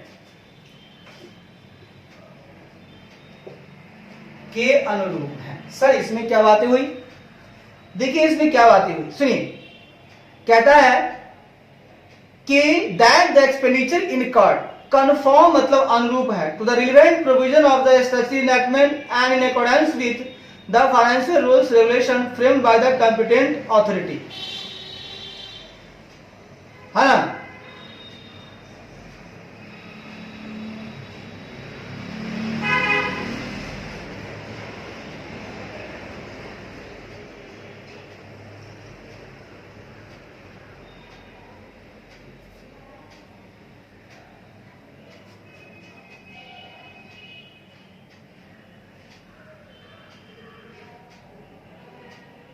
ठीक है, सुनिए मैंने कहा क्या, सुनिए कि यहां जो है audit against rules and order की बात मैं कर रहा हूं, तो इसमें कह रहा हूं कि जो किया गया व्यय है, जो व्यय यहां हो रहा है भाई साहब, वो वैधानिक जो अधिनियम है, जो आपका स्टैट्यूटरी इनैक्टमेंट है, जो वैधानिक अधिनियम है, ठीक है, उनके जो रिलेवेंट प्रोविजंस हैं, जो प्रासंगिक प्रावधान है, जो प्रावधान हमको कह रहा है, ठीक है ना, वैधानिक अधिनियम के जो प्रासंगिक प्रावधान है और जो कॉम्पिटेंट अथॉरिटी है, जो सक्षम प्राधिकारी है, उनके द्वारा जो बनाए गए वित्तीय नियम है और विनियम, भैया उनके अनुरूप ही खर्चा हुआ है, मतलब खर्चा करना है, लेकिन जो वैधानिक अधिनियम का प्रासंगिक प्रावधान कहेगा वैसे काम करना है, उतना ही खर्च करना है।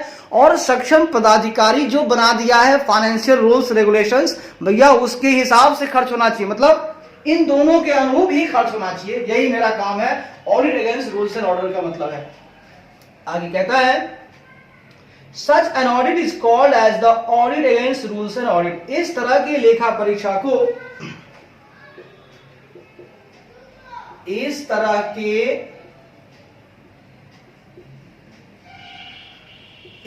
की लेखा परीक्षा को नियमों और आदेशों के विरुद्ध,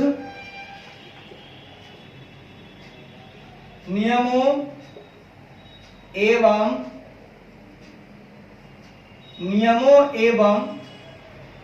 आदेशों के विरुद्ध, नियमों एवं आदेश के विरुद्ध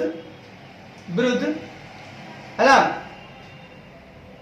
विरुद्ध ऑडिट लेखा परीक्षा कहा जाता है, के विरुद्ध लेखा परीक्षा कहा जाता है। तो मैंने कहा पहली बातों में audit against rules and order में मैंने जान लिया कि सर इस तरह की जो लेखा परीक्षा है उसको नियम एवं आदेश के विरुद्ध लेखा परीक्षा कहा जाता है। इसमें होता क्या है कि व्यय होगा, लेकिन वैधानिक अधिनियम के प्रासंगिक जो प्रावधान है उसके हिसाब से होगा और सक्षम प्राधिकारी द्वारा बनाए गए वित्तीय नियम और विनियम के अनुसार होगा। तो अगर इस तरह से हो रहा है तो मैं कहूंगा audit against rules and order. दूसरी बात है आपकी, सुनिएगा, कहता है ऑडिट ऑफ सैंक्शंस। आइए बात करते हैं ऑडिट ऑफ सैंक्शंस, यानी स्वीकृति की लेखा परीक्षा। ठीक है भाई साहब, स्वीकृति की लेखा परीक्षा,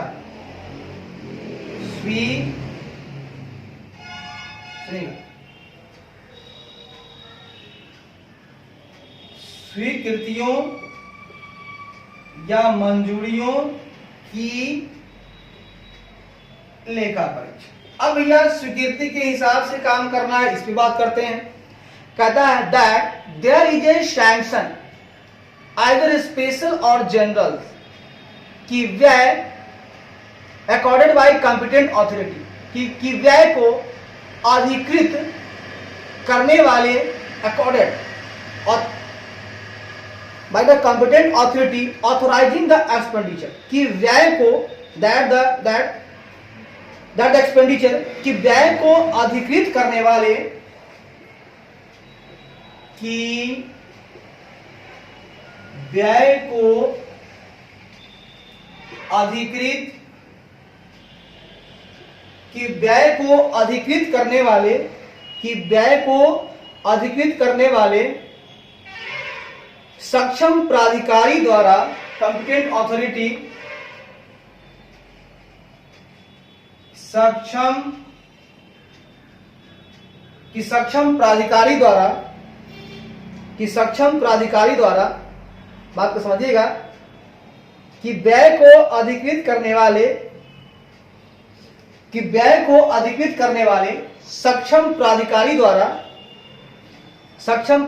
द्वारा, बात को समझिएगा, कि सक्षम प्राधिकारी द्वारा, ठीक है, द्वारा सैंक्शन, द्वारा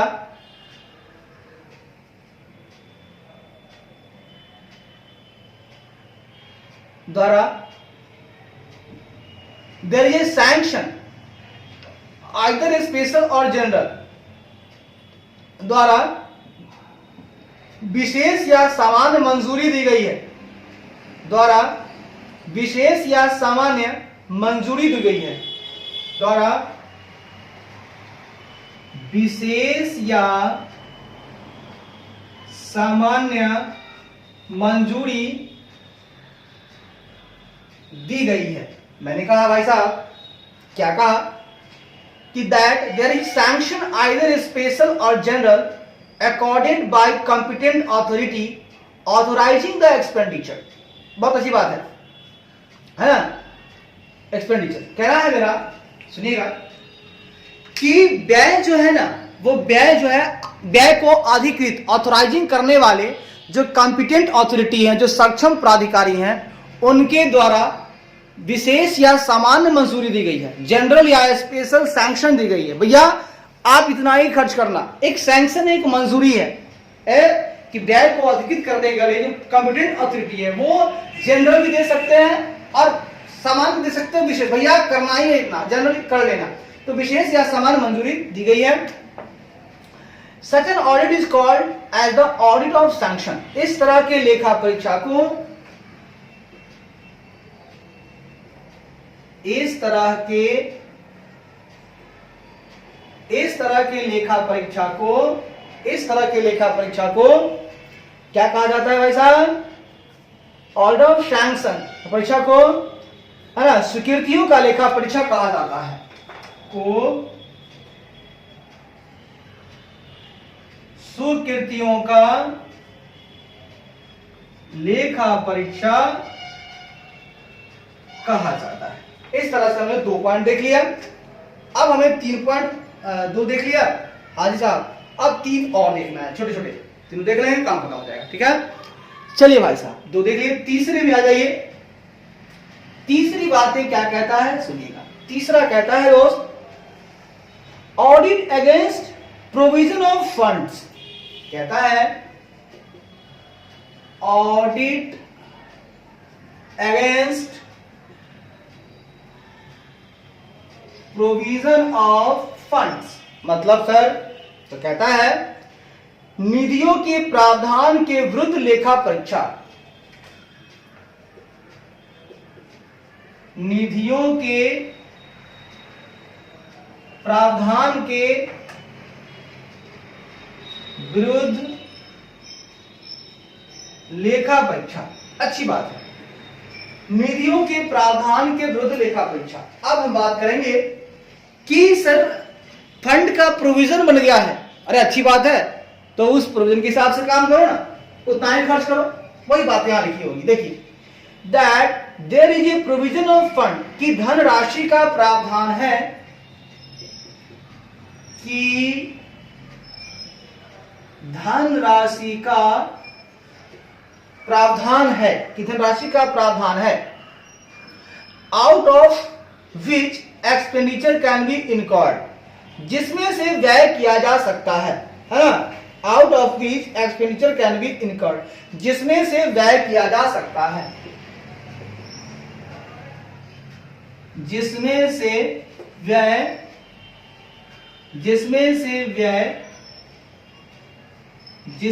व्यय किया जा सकता है। अच्छी बात है, जिसमें से व्यय किया जा सकता है। And the same has been authorised by competent authority, और उसे सक्षम प्राधिकारी द्वारा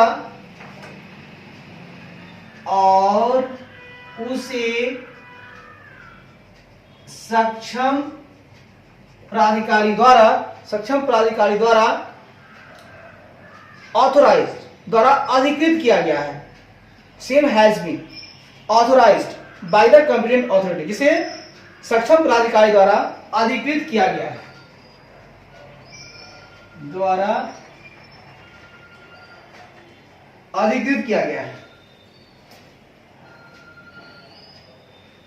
हाँ। अब आइए रुका, तो सही बात है, कॉम्पिटेंट अथॉरिटी द्वारा जिससे, हाँ, उसे सक्षम प्राधिकारी द्वारा अधिकृत किया गया। मैंने क्या कहा सर?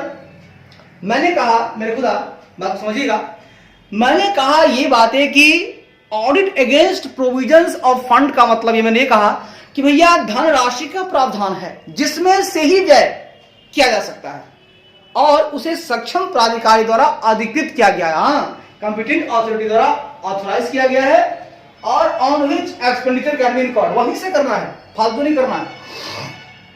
ठीक है, such an audit is called as audit against provision of fund. इस तरह के लेखा परीक्षा को, इस तरह के इस तरह की लेखा परीक्षा को audit against provision of fund, धन के प्रावधान के विरुद्ध,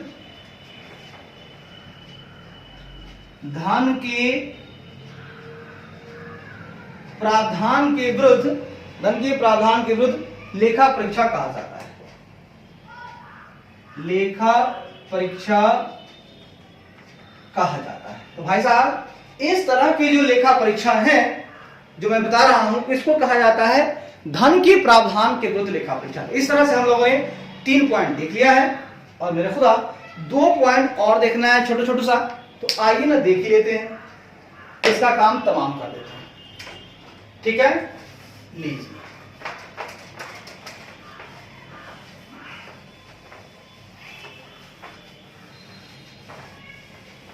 अब आइए देखते हैं चौथा पॉइंट कहता है भाई साहब प्रोपराइटरी ऑडिट। सर, चौथी जो बातें हैं वो बातें हैं प्रोपराइटरी ऑडिट की, औचित्य लेखा परीक्षा। औचित्य लेखा परीक्षा। तो देखिए, हम लोग औचित्य लेखा परीक्षा की बात करते हैं, देखते हैं।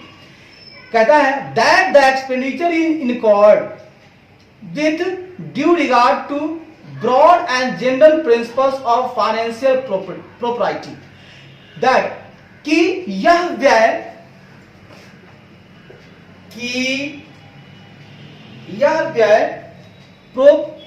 फाइनेंशियल प्रोपराइटी, यह व्यय वित्तीय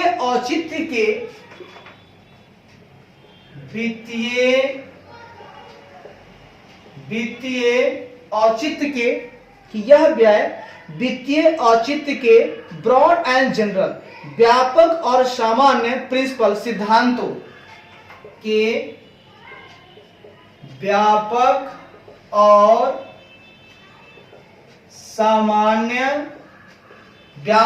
सामान्य सिद्धांतों ड्यू रिगार्ड को ध्यान में रखकर, सिद्धांतों को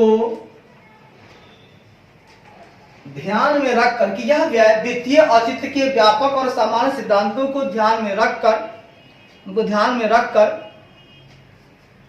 है ना, इस इनकॉर्ड रखकर किया जाता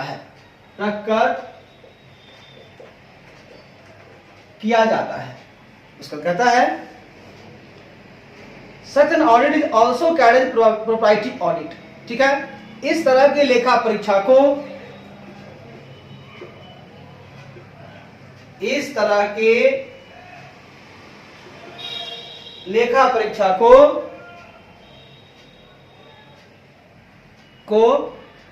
औचित्य या योग्यता लेखा परीक्षा भी कहा जाता है। औचित्य बोलिए या योग्यता लेखा परीक्षा भी कहा जाता है। सर, ये तो बड़ा अच्छी बातें बताई आपने। प्रोपराइटरी ऑडिट की मैं बात करूं तो मैंने कहा औचित्य लेखा परीक्षा, इसमें होता क्या है कि यह व्यय जो है वित्तीय औचित्य के, जो फाइनेंशियल आपका प्रोपराइटरी है ना, योग्यता है, जैसा मतलब है आपका पैसा, उसके व्यापक और सामान्य सिद्धांत, ब्रॉड एंड जनरल प्रिंसिपल्स है उसको ध्यान में रखकर कीजिए आप, मतलब खर्च कीजिए, लेकिन जो सिद्धांत कहता है वो सिद्धांत पढ़ना होगा आपको, वो व्यापक और सामान्य सिद्धांत, उसको ध्यान में रखकर करना है। और इस तरह के लेखा परीक्षा को हम लोग औचित्य लेखा परीक्षा भी कहा जाता है। अच्छी बात है। 5वां एंड लास्ट है आपका परफॉर्मेंस ऑडिट। ये है आपका परफॉर्मेंस ऑडिट, जिसको हम लोग बोल सकते हैं प्रदर्शन या निष्पादन लेखा परीक्षा। प्रदर्शन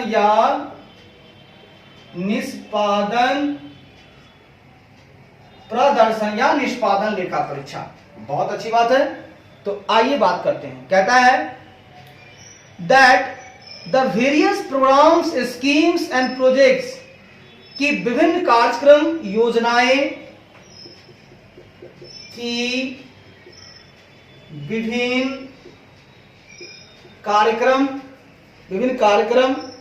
योजनाएं, स्कीम्स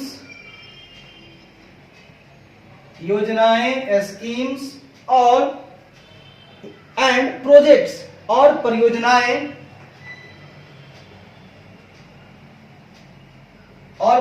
परफॉर्मेंस, इस सबको परियोजना का परफॉर्मेंस देखना है।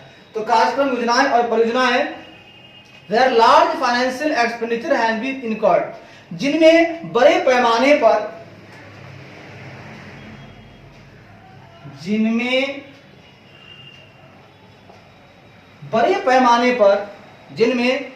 Large financial expenditure has been incurred, जिनमें बड़े पैमाने पर वित्तीय व्यय किया गया है, पैमाने पर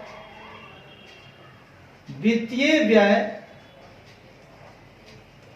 किए गए हैं, ठीक है, किए गए हैं। आर बीइंग रन इकोनॉमिकली, उन्हें मितव्ययता से चलाया जा रहा है। Are yielding results expected of them, और उनसे अपेक्षित परिणाम मिल रहे हैं। आपको ध्यान रखना है क्या गया है, उन्हें इकोनॉमिकली, उन्हें रन इकोनॉमिकली, उन्हें मितव्ययता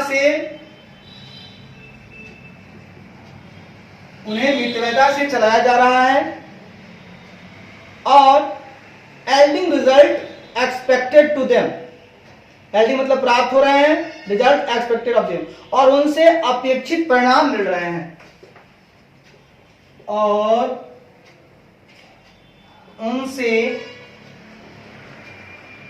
अपेक्षित परिणाम मिल रहे हैं। भाई साहब, एल्डिंग रिजल्ट्स एक्सपेक्टेड ऑफ देम, उनसे जो अपेक्षित परिणाम मिल रहे हैं। तो मेरा कहना है कि परफॉर्मेंस ऑडिट में देखना है, क्या देखना, सुनिए, कि विभिन्न कार्यक्रम, योजनाएं और परियोजनाएं, बहुत सारे स्कीम्स हैं, प्रोग्राम्स हैं, प्रोजेक्ट्स हैं, जिनमें लार्ज पैसे, बड़े पैमाने पर फाइनेंशियल मतलब वित्तीय व्यय किए गए हैं, तो उन्हें मितव्ययता रूप से चलाया जा रहा है, इकोनॉमिकली रन कराया जा रहा है, और उन्हें अपेक्षित और उनसे जो अपेक्षित परिणाम मिल रहे हैं वो मिल रहे हैं। मतलब मान लीजिए हमने कोई कार्यक्रम किया और उससे जो मुझे काम लेना है, पैसे आने थे, और वो पैसे आ रहे हैं और मैं चाइल्ड के विकास में लगाने वाला हूं, तो अगर वहां पर लग रहा है तो ठीक है, अपेक्षित परिणाम मिल रहे हैं ना, तो ठीक है।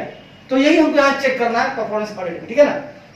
Such an audit is termed as performance audit. ऐसे लेखा परीक्षा को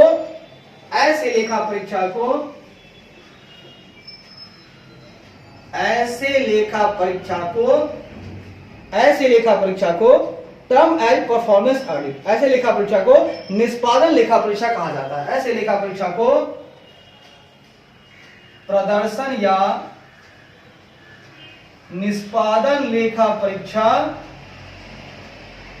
कहा जाता है। वाह मेरे खुदा, मेरे मालिक, बहुत अच्छी बात है। तो इस तरह से हम लोगों ने देख लिया कि इस तरह के लेखा परीक्षा को क्या कहा जाता है, वही कहा जाता है जो कहना चाहिए। अरे वाह, ऐसे कहा। तो इस तरह के लेखा परीक्षा को भाई साहब प्रदर्शन या निष्पादन लेखा परीक्षा कहा जाता है। इस तरह से हम लोगों ने ये जो चैप्टर था, चैप्टर नंबर 13, इसको हम लोगों ने अंत कर लिया। आप जहां रहिए मस्त रहिए, घुमाते रहिए, मुस्कुराते रहिए, और आपको बोलना है we are energetic, we are energetic, we are energetic.